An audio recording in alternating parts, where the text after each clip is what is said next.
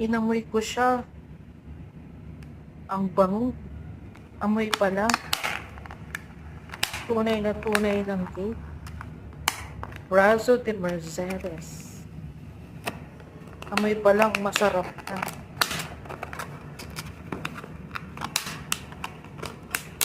Ang galing ng gumawa.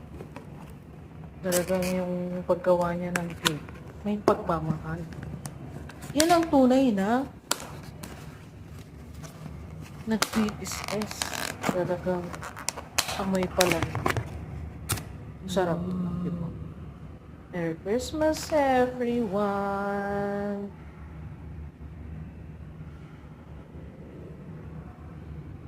Isa sa mga handa ngayong Pasko.